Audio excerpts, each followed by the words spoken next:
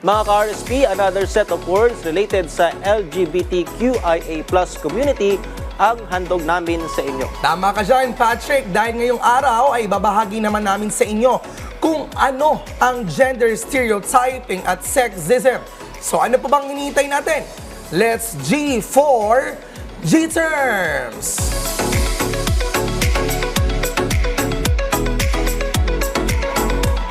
Well, we want to know ano ba ang sexism. So ito po ay isang diskriminasyon laban sa isang tao sa kanilang kasarian.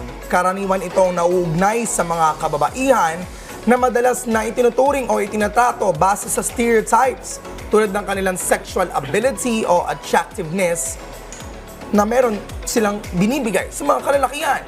At kadalasan ito ay nagre-resulta sa hindi patas na trato at pagtingin sa mga kababaihan bilang isang tao. Halimbawa, ang tingin ng mga kababaihan ay dapat nasa bahay lamang o hindi kayang gumawa ng mabibigat na trabaho.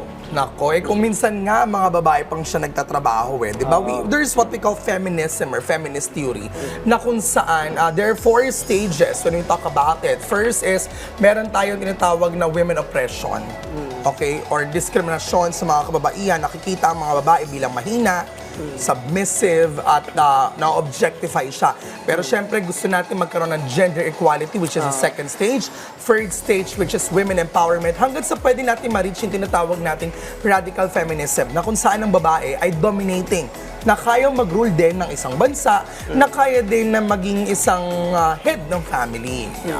Sa ngayon naman nakikita naman natin yung mga kababaihan. Malaki na nga rin yung role sa society. At maging syempre sa mga LGBTQA+ community din, na magandang makita rin yung kanilang galing at hindi yung stereotype na kapag bakla o miyembro ng LGBTQA+ community ay sa gilid lamang, ganito ang trabaho. Kailangan nababago natin yung ma-break natin yung gantong klaseng stigma. Well, kanina, pinag-usapan natin yung tungkol dito. Let's talk about also yung gender stereotyping.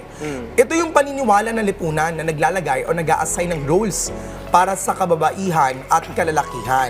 Sinasabi na ang babae ay mahina, emosyonal at submissive, habang si lalaki naman malakas, dominante at logical.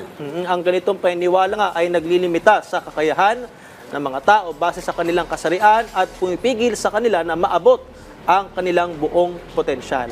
Halimbawa, ang ideya ng kababaihan ay dapat mag-focus nga lang sa bahay habang ang kalalakihan ay para sa career at trabaho. Ikaw, syempre, Patrick, I wanna know, as a straight guy, what do you understand about this kind of stereotyping for men versus women?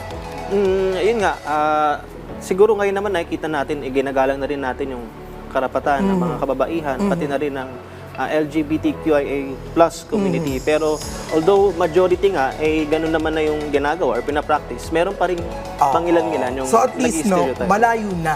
Pero malayo pa. Kailangan pa natin mabibigyan ng progress at development yan. Paano ito laban ng mga ka-RSP? Kailangan natin maging kritikal sa stereotypes sa paligid mo. Kailangan din i-promote ang gender equality at women empowerment. At syempre, suportahan ang mga patakaran o batas laban sa diskriminasyon. Napakalaga niyan, syempre, na masarap na ikaw ay nasa isang lugar kung saan you feel safe, di ba? You are respected, you are celebrated, and that's actually a thing that goes with positivity, that goes with the different kinds of feelings na pwede mong makuha bilang isang tao na hindi mo kailangan maramdaman yung sakit, yung abuso, violence, which are actually experienced by vulnerable sectors, such as those women na nakaranas ito, at maging ang mga nakaranas miyembro ng LGBTQA+ community. Sabi mo nga, Prof. Maganda sa isang environment, you feel safe. Dito sa PTV, may ganyan tayo, di ba? Meron tayong God. Yan, gender and development. Actually, most of the government agencies are having this gender and development, which is really important, no? Para ma-recognize din. We have our all gender restroom, di ba? So, magandang ma-practice natin yan, especially with other government agencies and even private organizations. Well, anyway, mga ka-RSP, yan muna ang mga salitang hatid namin sa inyo this Thursday. Abangan na iba pang terms na ihatid namin sa inyo next week.